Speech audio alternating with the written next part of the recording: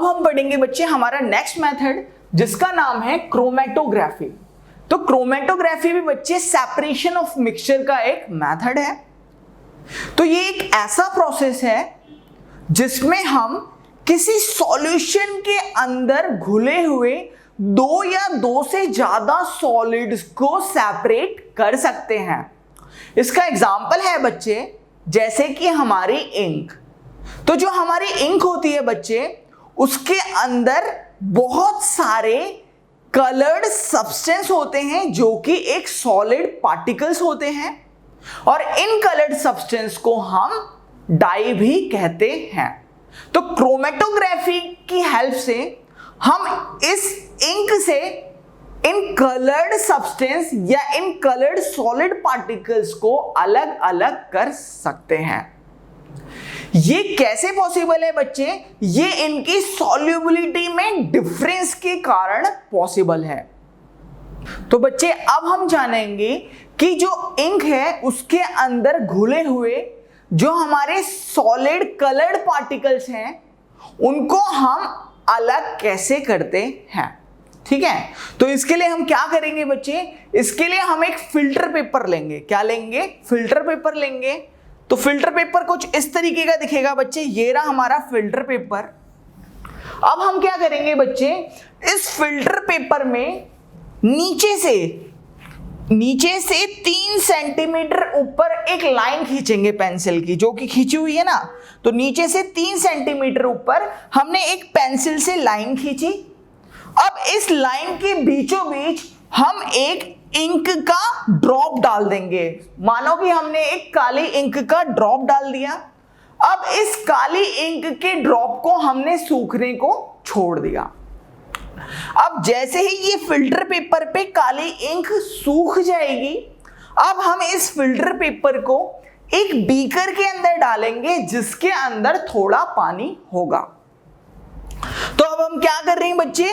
इस filter paper को हमने इस बीकर के अंदर डाला जिसके अंदर थोड़ा सा पानी है। हम इस फिल्टर पेपर को इस तरीके से डालेंगे कि ये जो इंक की बूंद है ना बच्चे, ये पानी के अंदर नहीं डूबनी चाहिए। तो जैसे ही हम इस फिल्टर पेपर के इस वाले हिस्से को पानी के अंदर डालेंगे तो ये पानी ऊपर की तरफ जाएगा। तो जैसे ही पानी ऊपर की तरफ जाएगा तो पानी के अंदर जो इंक के अंदर जो प्रेजेंट सॉलिड पार्टिकल्स है ना, जो हमारे इंक के अंदर प्रेजेंट सॉलिड कलर पार्टिकल्स है ना बच्चे, वो पानी के अंदर घुल जाएंगे और वो भी ऊपर की तरफ जाएंगे। और हमें इस फिल्टर पेपर पे बहुत सारे कलर देखने को मिलेंगे। जैसे कि आप देख पा रहे होंगे बच्चे कि हमें इस फिल्टर पेपर पे क्या मिल रहे हैं बच्चे? देखने को अलग अलग कलर देखने को मिल रहे हैं ना। यस, तो ये क्यों हो रहा है बच्चे?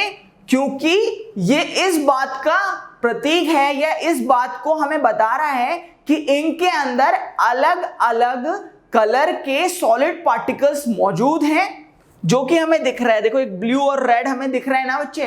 तो हमने क्या करा, एक ब्लैक इंक से ये वाले कलर भी हमें देखने को मिल गए। और ये क्यों देखने को मिले बच्चे? इनके सॉल्युबिलिटी के डिफरेंस के कारण। जिस कलर की सॉल्युबिलिटी ज्यादा होगी वो हमें सबसे ऊपर देखने को मिलेगा। तो इस रेड कलर की सॉल्युबिलिटी सबसे ज्यादा है और जिसकी सॉल्युबिलिटी कम होगी वो हमें नीचे देखने को मिलेगा। मतलब इस ब्लू कलर की सॉल्युबिलिटी इससे थोड़ा कम है। तो इस तरीके से हम पेपर क्रोमेटोग्राफी की हेल्प से किसी इंक के अंदर प्रेजेंट कलर को अलग अलग कर सकते हैं। अब हम पढ़ेंगे हमारा नेक्स्ट प्रोसेस जो कि है डिस्टिलेशन। ये भी एक ऐसा प्रोसेस है जो कि मिक्सचर के कंपोनेंट को अलग अलग करता है। डिस्टिलेशन की हेल्प से हम किसी सॉलिड एंड लिक्विड के मिक्सचर में से सॉलिड एंड लिक्विड को अलग अलग सेपरेट कर सकते हैं।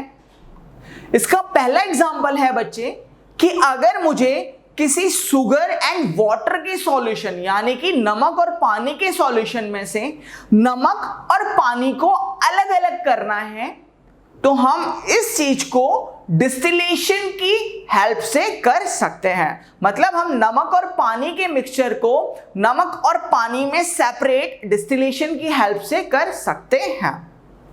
आइए बच्चों, अब हम जानेंगे कि हम एक नमक और पानी के मिक्सचर से नमक और पानी को अलग अलग कैसे कर सकते हैं। तो बच्चे, जैसा कि आपको ये फिगर दिख रहा होगा, तो इस फिगर में हमने क्या क्या चीजें ले रखी हैं बच्चे, ये देखते हैं, है ना। इसमें कंस्ट्रक्शन क्या है वो देखते हैं। तो इसके अंदर बच्चे एक फ्लास्क है, डिस्टिलेशन फ्लास्क है। इसके अंदर हमने नमक और पानी का घोल लिया हुआ है बच्चे। ये जो हमारा है ना, यहां से यहां तक, ये जो हमारा ये नमक और पानी का घोल है, यहां से लेके यहां तक, यहां सारा नमक और पानी का घोल है। ठीक है बच्चे, ओके। अब हमने क्या किया है बच्चे, इसको क्या करा है, ऊपर यहां पे थर्मामीटर से कनेक्ट कर दिया है। ये थर्मामीटर क्या करेगा, टेम्परेचर नोट करेगा। ठीक है, फिर और क्या चीजें हमने यूज की है बच्चे, हमने जो थर्ड इक्विपमेंट यूज किया वो है कंडेंसर। क्या है प्यारे बच्चों, कंडेंसर। कंडेंसर क्या होता है बच्चे, ये एक ऐसी सरफेस होती है जो काफी ठंडी होती है। क्या होती है, जो काफी ठंडी होती है। इसे हम ठंडा करके रखते हैं। ऐसा क्यों करते हैं, ऐसा इसलिए करते हैं कि जैसे ही कोई वेपर इस ठंडी सरफेस पे पड़ेगी तो वो लिक्विड में कन्वर्ट हो जाएगी, वो दोबारा से पानी में कन्वर्ट हो जाएगी। ठीक है ना। तो कंडेंसर पे अगर कोई भी वेपर आती है तो वो लिक्विड में कन्वर्ट हो जाती है, पानी में कन्वर्ट हो जाती है। ठीक है, और फिर यहां पे हमने जो चौथी इक्विपमेंट ले रखा है, चौथी चीज ले रखी है बच्चे, एक बीकर ले रखा है। यहां पे हम इस पानी को स्टोर करेंगे। ठीक है ना। अब हम देखते हैं इसका फंक्शन कि हम एक नमक और पानी के घोल से नमक और पानी को कैसे अलग कर सकते हैं। आइए जानते हैं। तो हमने क्या किया बच्चे, हमने एक डिस्टिलेशन फ्लास्क में नमक और पानी का घोल लिया, जैसे कि मैंने आपको बताया था। अब मैंने क्या बच्चे, बर्नर की हेल्प से इस नमक और पानी के घोल को गर्म किया, जिसके कारण इसमें से जो पानी है बच्चे, उसके वेपर बने। क्या बने, उसकी भाप बनी, और भाप बच्चे बन के ऊपर जाने लगी। देखो ये भाप जा रही है। तो जी जैसे ही भाप बच्चे ऊपर गई और ये वेपर क्या हो जाएगी बच्चे, इसके बाद ये कहां जाएगी, यहां जाएगी, और जाते जाते ये कंडेंसर के अंदर क्या पहुंच जाएगी बच्चे, वेपर पहुंच जाएगी। तो जैसे ही ये वेपर कंडेंसर के अंदर पहुंच गई बच्चे, तो मैंने बताया था कि कंडेंसर एक ठंडी सरफेस है। तो जैसे ही ये भाप इस ठंडी सरफेस पे पहुंचेगी तो ये लिक्विड में कन्वर्ट हो जाएगी, पानी में बन जाएगी, और ये पानी बच्चे यहां से क्या होगा, आते आते इस बीकर के अंदर हमें देखने को मिल जाएगा। तो यहां पे क्या हुआ बच्चे, इस नमक और पानी के घोल में से हमने पानी को तो अलग कर दिया, ये रहा हमारा पानी, और यहां पे क्या बच जाएगा, केवल यहां पे बचेगा प्यारे बच्चों, यहां पे बचेगा सॉल्ट। क्या बचेगा, नमक। ठीक है ना। तो यहां पे हमें क्या देखने को मिला कि हमारा नमक और पानी के घोल में से नमक ये रहा और पानी ये रहा। तो इस तरीके से हम क्या करते हैं, नमक और पानी के घोल में से नमक और पानी को अलग अलग करते हैं डिस्टिलेशन प्रोसेस की हेल्प से। अब हम पढ़ेंगे हमारा नेक्स्ट प्रोसेस, जिसका नाम है बच्चे फ्रैक्शनल डिस्टिलेशन। ओके बच्चों, ये फ्रैक्शनल डिस्टिलेशन क्या होता है स्टूडेंट, ये एक ऐसा तरीका है जिसमें हम ऐसे मिक्सचर को सेपरेट कर सकते हैं जो दो या दो से ज्यादा ऐसे लिक्विड से बने हों जो आपस में पूरी तरीके से घुल सकते हों। इसका एग्जाम्पल है बच्चे, जैसे कि अल्कोहल एंड वाटर। तो जो हमारा अल्कोहल और वाटर होता है वो पानी के अंदर पूरी तरीके से घुल जाता है। आपने क्या कभी वाइन देखी है, तो ये वाइन होती है बच्चे, उसके अंदर अल्कोहल होता है, तो वो वाइन पानी के अंदर पूरी तरीके से घुल जाती है ना। हाँ, तो अब हम देखेंगे बच्चे कि इस अल्कोहल और पानी का मिक्सचर जो कि आपस में पूरी तरीके से घुल चुके हैं, हम इस मिक्सचर में से अल्कोहल और पानी को कैसे अलग कर सकते हैं। बच्चे, हम इस मिक्सचर में से अल्कोहल और पानी को तो अलग कर सकते हैं, वो किस चीज के कारण पॉसिबल हो पाता है बच्चे, वो इनके बॉइलिंग पॉइंट के डिफरेंस के कारण हो पाता है, क्योंकि जो हमारा अल्कोहल होता है उसका बॉइलिंग पॉइंट 78 डिग्री सेल्सियस होता है और जो हमारा वाटर है उसका बॉइलिंग पॉइंट 100 डिग्री सेल्सियस होता है। तो इनके बॉइलिंग पॉइंट में डिफरेंस देखने को हमें मिल रहा है, क्योंकि अल्कोहल का 78 डिग्री सेल्सियस है और पानी का 100 डिग्री सेल्सियस है। तो इस बॉइलिंग पॉइंट का यूज करके हम इस अल्कोहल और पानी के मिक्सचर को सेपरेट कर सकते हैं। अब हम देखेंगे बच्चे कि हमारे पास एक मिक्सचर है जो कि एसीटोन और पानी से मिलकर बना हुआ है। किससे बना हुआ है बच्चे? एसीटोन और पानी से मिलकर बना हुआ है। अब हमें इस एसीटोन और पानी के मिक्सचर से एसीटोन और पानी को अलग अलग करना है। तो आइए देखते हैं बच्चे हम कैसे करेंगे। तो उससे पहले हम ये देख लेते हैं हमने क्या क्या इक्विपमेंट का यूज किया हुआ है। तो हमने यहाँ पे बच्चे एक बर्नर लिया हुआ है जिससे हम हीट देंगे। फिर उसके बाद बच्चे हमने एक डिस्टिलेशन फ्लास्क ले रखा है जिसके अंदर हम एसीटोन और पानी के मिक्सचर को रखेंगे। ये रहा हमारा डिस्टिलेशन फ्लास्क बच्चे। फिर उसके बाद हमने एक फ्रैक्शनेटिंग कॉलम लिया हुआ है। ये हमारा एक फ्रैक्शनेटिंग कॉलम है बच्चे। इसके अंदर कांच के छोटे छोटे बहुत सारे मोती रखे हुए हैं जिन्हें हम ग्लास बीड्स भी कहते हैं। फिर हमने ऊपर एक थर्मामीटर लिया है जो कि टेम्परेचर को मेजर करेगा। हमने यहाँ पे कंडेंसर लिया हुआ है। कंडेंसर क्या होता है बच्चे? ये हमारा एक कंडेंसर है। ये एक ठंडी सरफेस होती है जो कि बहुत ज़्यादा ठंडी करके हम इसे रखते हैं। ऐसा इसलिए करते हैं ताकि कोई भी वेपर इसके अंदर आए तो वो लिक्विड में कन्वर्ट हो जाए।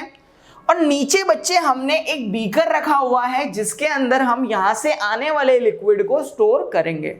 तो अब हम देखेंगे बच्चे कि इसकी वर्किंग क्या है, कि कैसे हम एसीटोन और पानी के मिक्सचर में से एसीटोन और पानी को अलग अलग करते हैं। तो आइए जानते हैं बच्चे। तो हम क्या करेंगे, बर्नर की हेल्प से हमने इस एसीटोन और पानी के मिक्सचर को हीट किया यानी कि गर्म किया। तो जैसा कि हमें पता है जब हम एसीटोन और पानी को क्या करेंगे, गर्म करेंगे, तो एसीटोन और पानी के वेपर बनेंगे। ये वेपर बच्चे ऊपर आएंगे। ये रहा एक वेपर, ये रहा दूसरा वेपर। वेपर ऊपर आएंगे बच्चे। तो जैसे ही ये वेपर ऊपर आएंगे तो ये जैसे ही ये वेपर ठंडे कांच के मोती से क्या होंगे बच्चे, टकराएंगे। मतलब यहाँ पे जैसे ही ये इनसे टकराएंगे बच्चे तो ये वेपर जैसे ही ठंडे कांच के मोती के पास जाएंगे बच्चे, ये दोबारा से लिक्विड में कन्वर्ट हो जाएंगे और ये वेपर क्या होंगे बच्चे, दोबारा से नीचे आ जाएंगे।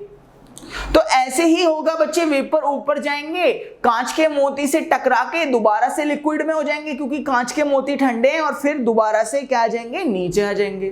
तो ऐसा होते रहेगा बच्चे, जिसके कारण क्या होगा बच्चे, हम नीचे से रेगुलर हीट तो कर रहे हैं, तो जिसके कारण क्या होगा, रेगुलर भाप बनती रहेगी और ये जो कांच के मोती हैं बच्चे, ये क्या हो जाएंगे, गर्म होने लग जाएंगे। इनका टेम्परेचर कुछ टाइम बाद बढ़ जाएगा। तो बच्चे हमें ये देखने को मिलेगा कि जो ऊपर टेम्परेचर है वो कम होगा, यहाँ पे कम होगा टेम्परेचर, और यहाँ पे क्या होगा बच्चे, नीचे टेम्परेचर क्या होगा, ज्यादा होगा। ऐसा क्यों होगा, क्योंकि वेपर नीचे से डायरेक्ट लग रहे हैं, तो यहाँ पे ज्यादा टेम्परेचर होगा, यहाँ पे कम टेम्परेचर होगा। तो जैसे ही ऊपर का टेम्परेचर 78 डिग्री सेल्सियस पहुंच जाएगा बच्चे, तो ये होता है हमारा एसीटोन का बॉइलिंग पॉइंट। ठीक है ना। तो जैसे ही यहाँ का थर्मामीटर में जो टेम्परेचर है बच्चे, जैसे ही वो हमें 78 डिग्री सेल्सियस देखने को मिलेगा, तो हमें पता लग जाएगा कि भैया एसीटोन की वेपर आ गई है। अब एसीटोन की वेपर बच्चे ऊपर आई और ये किससे जाएंगे, यहाँ से होते हुए होते हुए होते हुए कंडेंसर पे चले जाएंगे। तो कंडेंसर क्या है बच्चे, एक ठंडी सरफेस है। तो जैसे ही ये वेपर ठंडी सरफेस पे जाएंगी तो लिक्विड में कन्वर्ट हो जाएंगी और ये एसीटोन क्या हो जाएगा बच्चे, नीचे आ जाएगा। ठीक है ना। अब हम क्या करेंगे बच्चे, हम इस एसीटोन को क्या कर लेंगे बच्चे, कलेक्ट कर लेंगे इस बीकर के अंदर। ओके। अब अगला स्टेप है कि जैसे ही टेम्परेचर बच्चे अब क्या होगा बच्चे, टेम्परेचर बढ़ते जाएगा क्योंकि नीचे से तो रेगुलर हीटिंग करते रहेंगे। तो जैसे ही टेम्परेचर 100 डिग्री सेल्सियस थर्मामीटर में हमें देखने को मिलेगा, तो हमें पता लग जाएगा बच्चे कि अब जो वेपर बनेंगी वो पानी की बनेंगी, क्योंकि पानी का बॉइलिंग पॉइंट 100 डिग्री सेल्सियस होता है। तो अब क्या होगा बच्चे, पानी की वेपर ऊपर गई और यहां से वेपर आई, फिर इस पे होते हुए वेपर आई कंडेंसर पे आ गई। तो कंडेंसर पे क्या होगा बच्चे, पानी की वेपर आई तो वो दोबारा से लिक्विड में कन्वर्ट हो जाएंगी, दोबारा से पानी में कन्वर्ट हो जाएंगी बच्चे।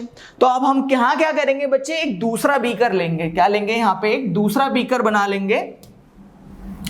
इस दूसरे बीकर में हम क्या करेंगे बच्चे, इस पानी को स्टोर करेंगे। तो यहां से जो पानी आएगा बच्चे वो इस बीकर में आएगा, इधर से क्या आएगा, वाटर इस बीकर के अंदर आ जाएगा, ठीक है ना। तो इस तरीके से हम एसीटोन और पानी के मिक्सचर में से एसीटोन और पानी को अलग अलग कर सकते हैं by the help of fractional distillation.